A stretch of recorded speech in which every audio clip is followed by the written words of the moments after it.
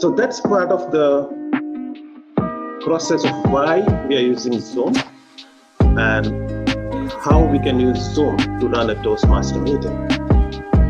Now the question is Zoom free? The answer is yes and no. You can use a free account of Zoom, but with a free account, you are limited to 40 minutes of meeting only. And that means it is not suitable for Toastmaster meeting because we want to do